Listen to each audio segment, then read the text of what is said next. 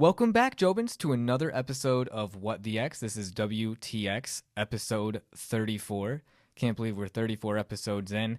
I appreciate everyone that's been following and subscribing and liking. Thank you so much. Really appreciate it.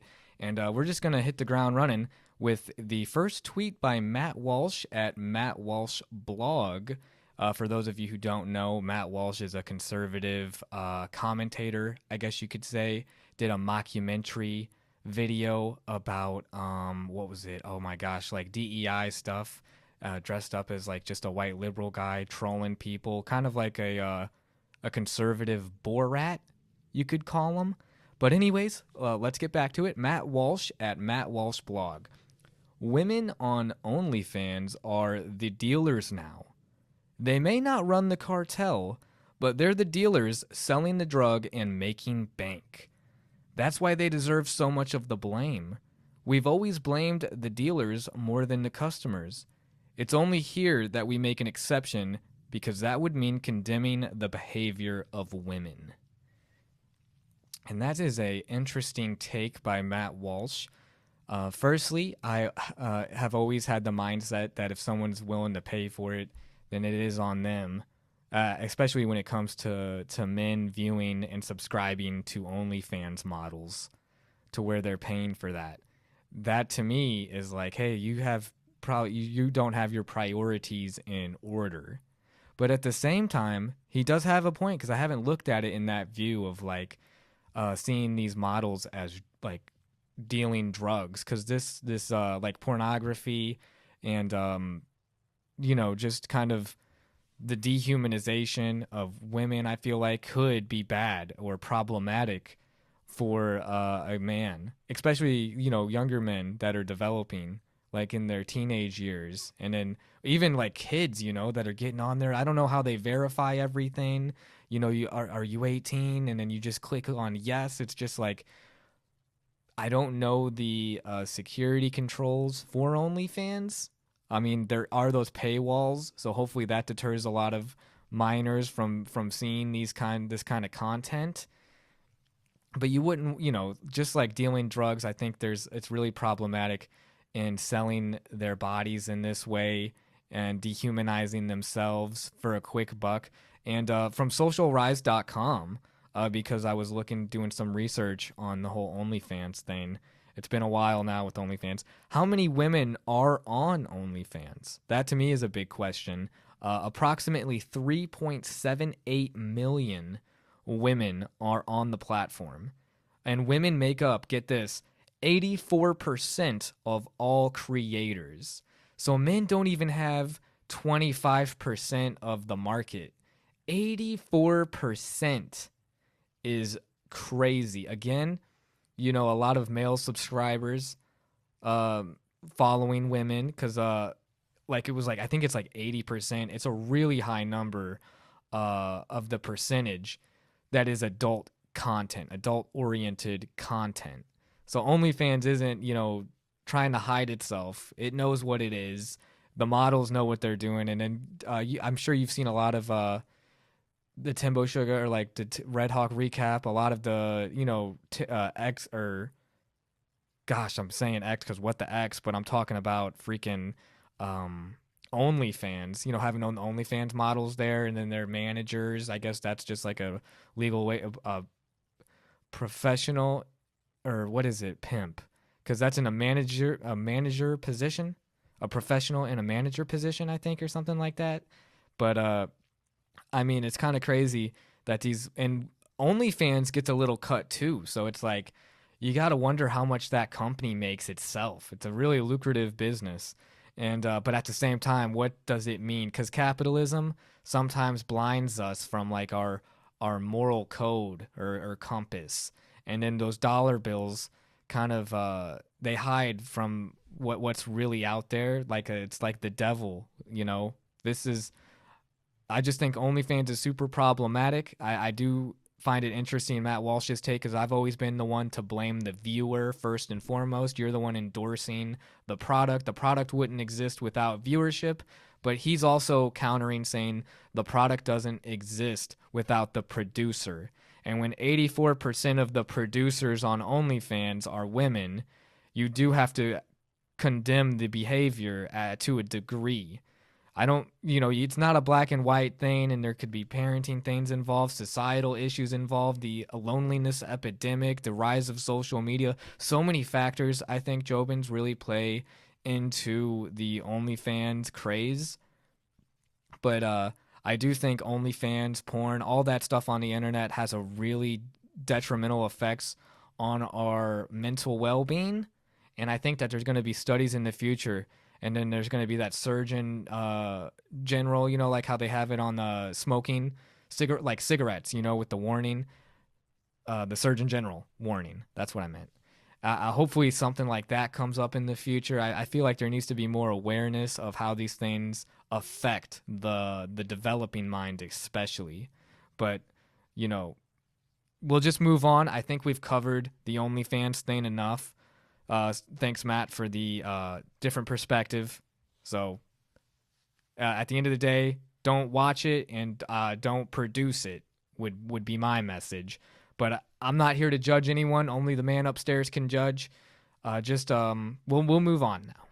So the second tweet is from Sean Ryan.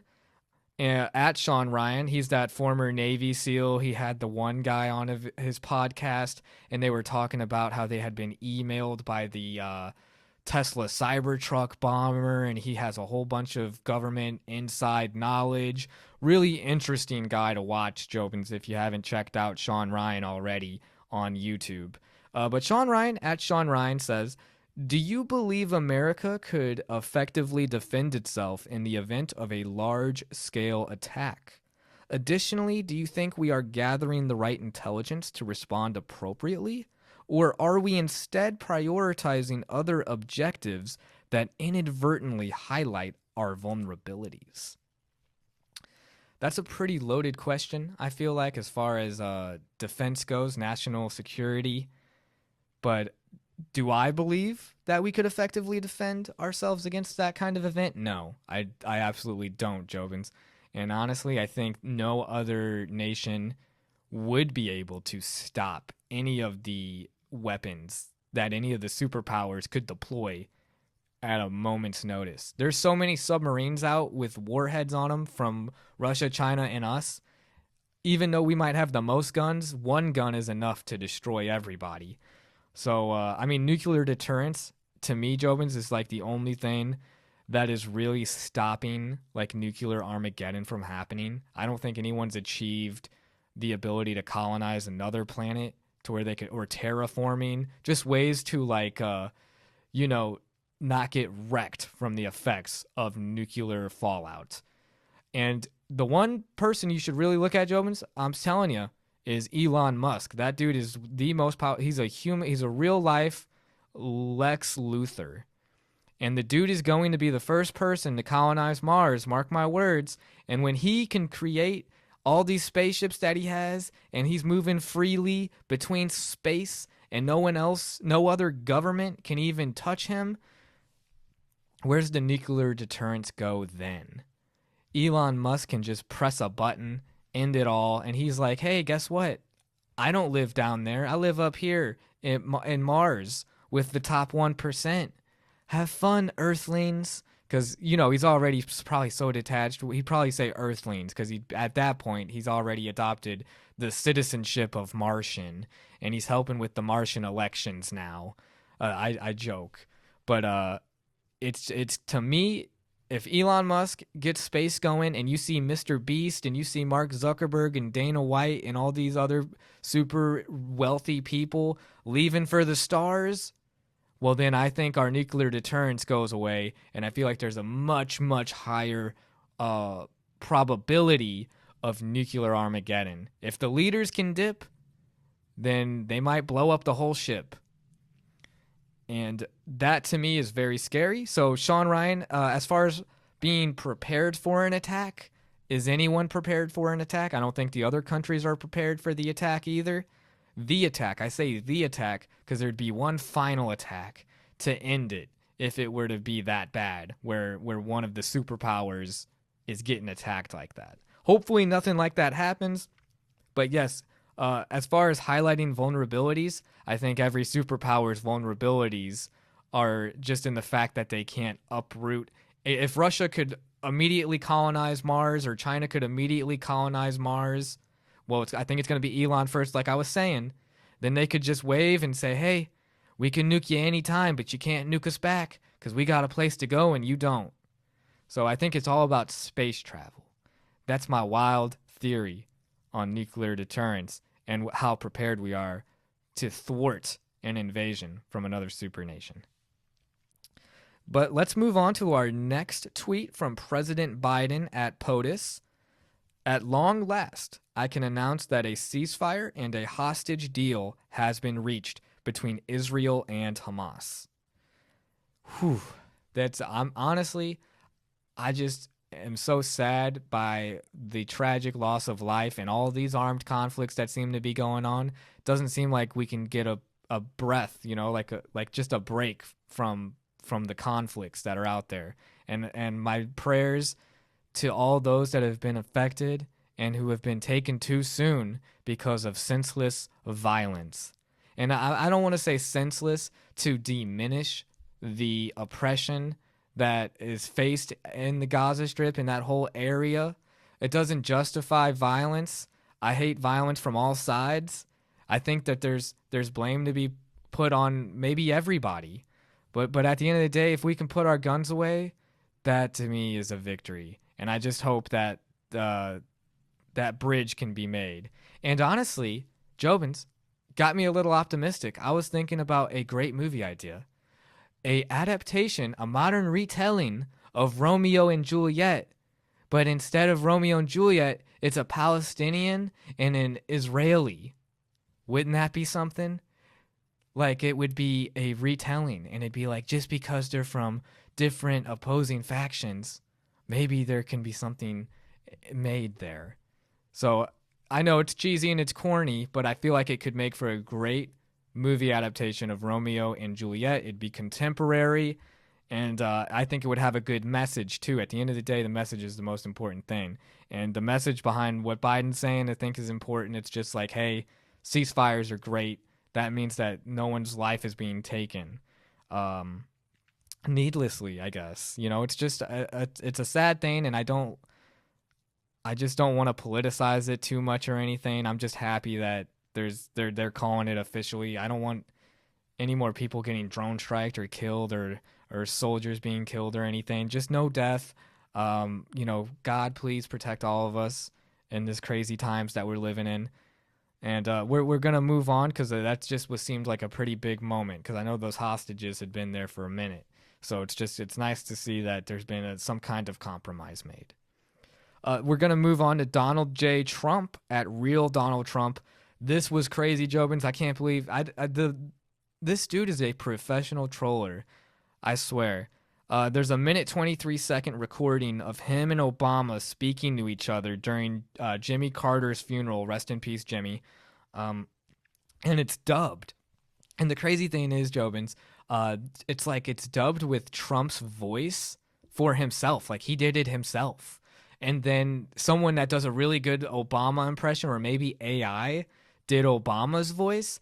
And then it's syncing up too, like a bad lip reading video, like how those used to be really famous, Jobins. That's just me showing my age again. Back when I was about, graduating high school, we had these bad lip reading YouTube videos that came out that would mimic sports players and stuff like that. Anyways, that's kind of how this video reminded me of a bit. But then I'm thinking, is this really what they were talking about? And it's Obama congratulating Trump and then saying that it was never his choice to have Kamala Harris, and that Joe Biden wouldn't step down. And then it was just really interesting because I'm like, I don't know how much of this is made up. What did Obama really say? And it's like, do we even need Obama to verify these things? Is AI so good that it can just match our lips and then see what we're saying and just it would? I don't know. I don't know what's real. But I'm interested in your thoughts on that too, Jobins. But Donald J. Trump, what a troll. But at the same time, I feel like that's good energy just to be like, hey, I'm not traditional. I'm not gonna play the politician, the stereotypical cookie cutter politician. that has been molded, these career politicians that have been molded from this messed up system. Again, we wait and see, and hopefully, Trump. Hopefully, he's thinking in his head that his legacy is to be the greatest president, with his ego being like that, which is kind of gives me a little reassurance. And I'm like, you know what? He doesn't want to go down as a bad president. No, no, no, no, not our Trump. Not our Trump. I think that he's going to do a great job, because if he doesn't, then he will have failed his legacy, which is super big to him. And then we'll just see what happens with all that. Thank you so much, guys, for staying tuned. I know it's been a little bit since my last What the X episode. We're just kind of adjusting, getting things together. Want to try to get more consistent on it. Can't believe we're already at episode 34. Thank you so much, guys, for tuning in. This has been another episode of What the X. What the X?